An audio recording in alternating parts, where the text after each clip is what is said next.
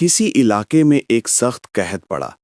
زمین بنجر ہو گئی، جانوروں نے تمام سبزہ چر لیا اور اب کھانے کو کچھ باقی نہ رہا۔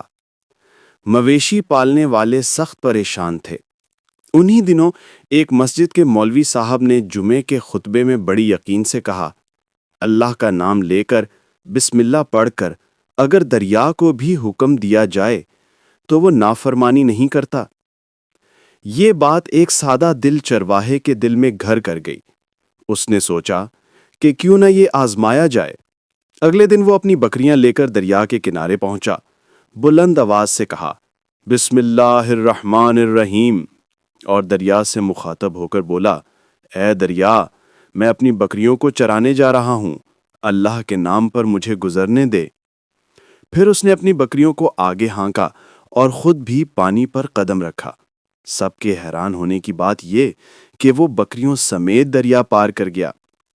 دوسری طرف گھاس اور درخت سب ہرے بھرے تھے، کیونکہ کوئی وہاں تک پہنچ ہی نہیں پاتا تھا۔ وہ روز اپنی بکریاں وہاں چراتا، شام کو واپس لے آتا۔ چند ہی دنوں میں اس کی بکریاں تندرست اور فربا ہو گئیں۔ لوگ حیران رہ گئے۔ کسی نے پوچھا، بھائی تم اپنی بکریوں کو کیا کھلاتے ہو؟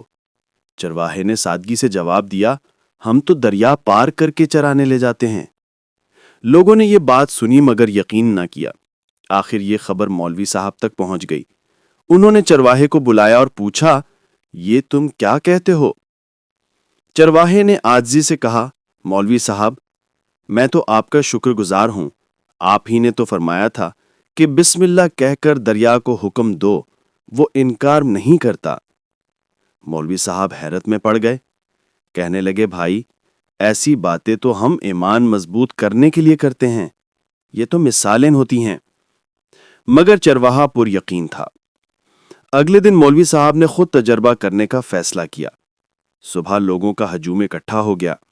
سب نعرے لگا رہے تھے، اللہ اکبر، مولوی صاحب زندہ باد۔ مولوی صاحب کے دل میں خوف تھا۔ انہوں نے ایک رسی منگوائی، ایک سرا درخت سے باندھا، دوسرا اپنے کمر سے۔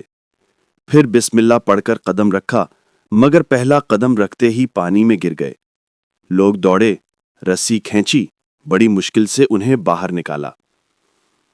چرواہا یہ منظر دیکھ کر حیران رہ گیا۔ سوچا، مولوی صاحب کی بسم اللہ کو کیا ہو گیا؟